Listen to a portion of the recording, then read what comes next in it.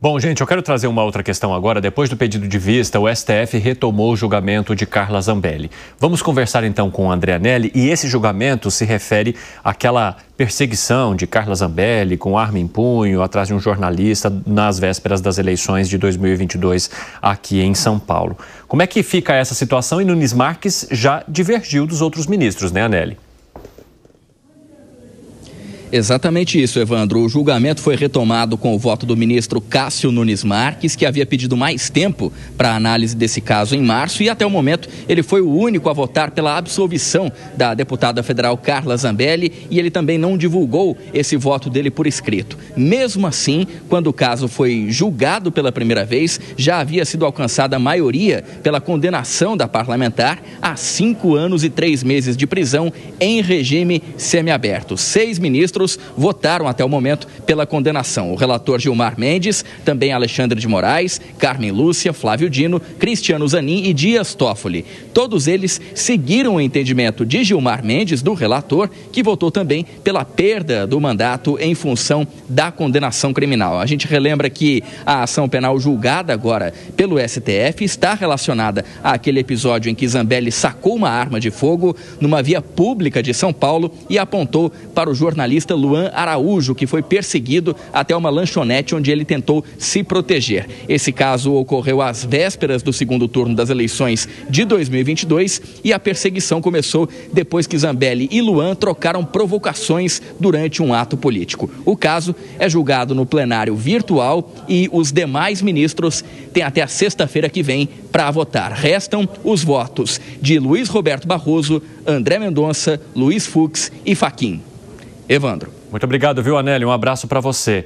Então, Nunes Marques, ele diz que Carla Zambelli não deveria ser condenada por esta perseguição, diferentemente dos outros ministros. Já há um placar de 6-1 em relação a isso. E tem ainda a história de Carla Zambelli que ela enfrenta lá na Itália em relação à condenação já que ela teve aqui no país por conta daquela invasão no Conselho Nacional de Justiça em que se colocou um documento a partir de um hacker da prisão do ministro Alexandre de Moraes.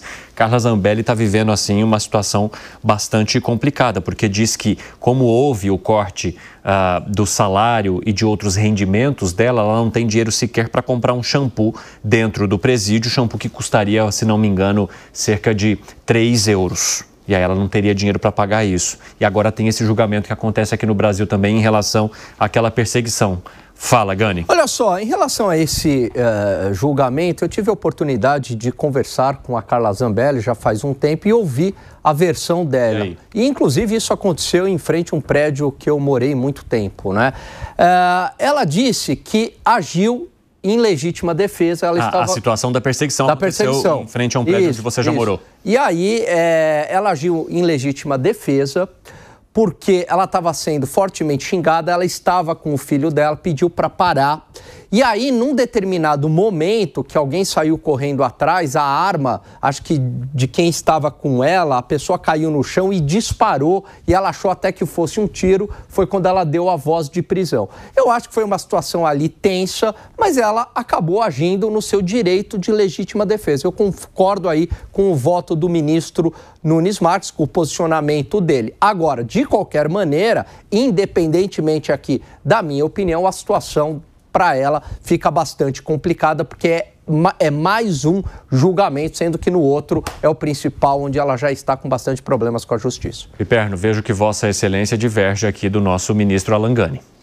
Eu estava divergindo do ministro Alan Gani, mas aí que está o negócio. Sim. Aí a minha divergência, ela atingiu assim um alerta vermelho, porque, Alan, então a Carla Zambelli é o primeiro caso, talvez, de alguém que ataca em legítima defesa, né? Porque ela vai atrás do sujeito, invade o bar, semeia pânico. Veja, todo mundo viu as imagens, não, o país todo viu as imagens, aliás, parte da Bolsolândia... Não, ela está falando antes dessas imagens, é o que eu estou trazendo aqui, o relato. O fato que levou ela a sacar a arma. Isso aí. Eu sei, ela vai lá atrás. Dani contou o fato que a teria levado a exatamente. Pois é, mas, enfim... Aí a imagem para vocês. Isso, olha, legítima defesa, que beleza. A legítima defesa. Aliás, depois ela foi bastante acusada de melar a eleição por causa dessa cena às vésperas, né? Assim, realmente, olha, o ministro Cássio Nunes Marques, ele realmente tem, assim, digamos, uma interpretação bastante elástica do que seria, né, a legítima defesa, né? E para você, Zé Maria Trindade, há elasticidade ou criatividade nessa análise do ministro? Sim, a história é a seguinte, eu acho que não é o caso de condenação, é um erro ali, mas não é um caso de condenação por uma pena assim, ainda mais dessa maneira. A última vez que eu conversei com a Carla, ela estava muito preocupada, principalmente com as multas, né? Isso aí também vai gerar multas milionárias. É claro, é evidente que isso aí não foi um ato próprio, né? Foi imprudente, no mínimo, né?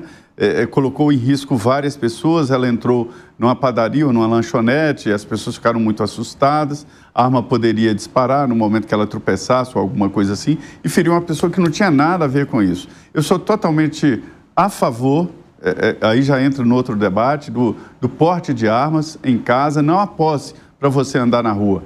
E vejo que vários deputados, inclusive aliados do ex-presidente Jair Bolsonaro, que estão na Comissão de Segurança Pública, que têm a mesma ideia minha, de que a Constituição já nos garante o direito de defesa. Então, se a Constituição garante o direito de defesa, ninguém se defende com unhas e dentes como se fosse cachorro e gato. Se defende com armas, porque o bandido usa armas. Mas daí a posse, a andar com a arma na rua, aí eu já acho demais. Por quê? Porque acaba provocando esse tipo de ação. Você está nervoso ou emocionalmente abalado, você acaba usando a arma nesse sentido. Para mim, a arma, quando ela é sacada, ela tem que cuspir fogo. Não pode ser assim, dessa maneira tão banal, usar arma assim. E essa arma dela também, no processo, indica lá que estava ilegal. Então, é indefensável essa ação. Eu acho que a Carla não deveria estar sendo sancionada como ela está sendo sancionada, com penas pesadas. Parece mais vingança do que justiça. Fala, Gani. Em relação ao porte dela ilegal, uma coisa que sempre me chamou a atenção é que ela é deputada federal e, pela lei, o deputado federal pode ter porte de arma, pode ter a posse da arma e o porte de arma. Mas, se não me engano, no dia anterior à eleição é que não há a proibição, né? No dia anterior à eleição, ninguém pode circular com armas de fogo no país, né? Isso é uma determinação por causa do período eleitoral. Então, nas horas anteriores, inclusive na véspera, isso é proibido, o que teria gerado também esse questionamento em relação à atuação da deputada federal Carla Zambelli. O inverno batendo, não é madeira. Zambelli, ministra, né? Da deputada Carla Zambelli. Fala, seu Bruno Moza.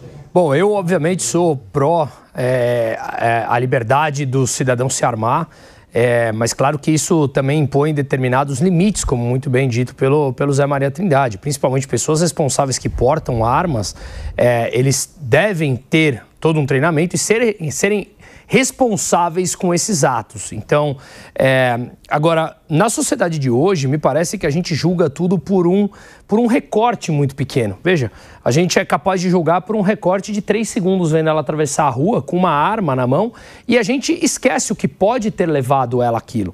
E aí volta exatamente no mesmo tema ditado aqui. Será que se qualquer um de nós que não estivesse envolvido na política fizesse exatamente esse mesmo ato porque alguém te provocou, você seria condenada a 14 anos de prisão? Ou será que tem politização no ato por ela fazer parte da oposição e apoiar Jair Bolsonaro e, mais uma vez, a politização toma conta do país e a Constituição, que deveria prever e prevê isonomia, mas prevê no papel, um papel escrito de pão ali, que muitas vezes é deixado de lado. Será que cada um de nós aqui empunhássemos uma arma daquela maneira, poderíamos pagar multa, etc., ficaríamos 14 anos presos? Ou isso tem muito de politização? Eu acho que fica claro que sim.